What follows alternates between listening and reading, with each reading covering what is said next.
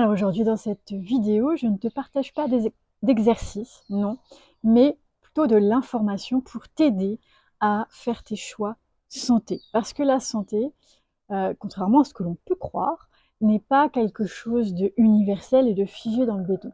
Il y a une chose primordiale que l'on apprend à l'école en médecine, c'est que tout part d'une hypothèse, d'accord? Ça veut dire que notre santé et les concepts reposent sur des hypothèses. Donc tant que l'hypothèse n'a pas été contrecarrée, elle est prise pour une vérité. Tu comprends?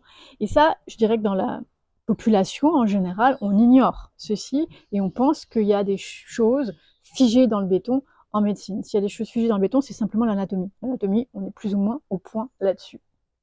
Après, au niveau de la physiologie, on n'est pas très au point, je dirais, parce qu'on est parti sur une physiologie sur cadavre. Faut pas oublier que la physiologie a été établie non pas à partir du vivant, mais à partir de l'individu mort.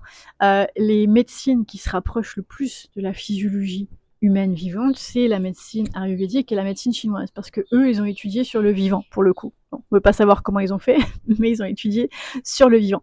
Donc, il faut bien savoir que la physiologie, on a une idée générale, et après, on a créé des concepts. Par exemple, la thyroïde, donc on a créé des prises de sang pour vérifier des niveaux sanguins, et on a établi des normes, pour tout, pas que la thyroïde d'ailleurs.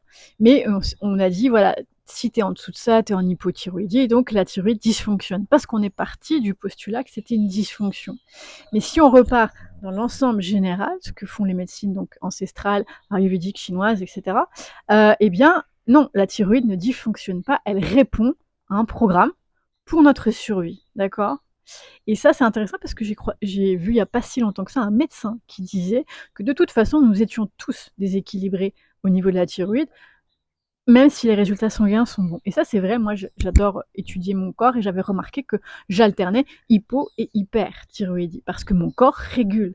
Et effectivement, l'idée est de le ramener vers une physiologie où il régule le moins possible. Si tu m'as suivi, c'est la régulation permanente, ce qui fait que le corps est en mode survie et qu'à un moment donné, il y a dégénérescence, vieillesse, maladie, etc.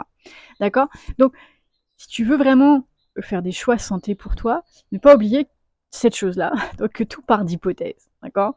Et que c'est mieux d'expérimenter et de constater plutôt que d'acheter des vérités toutes faites.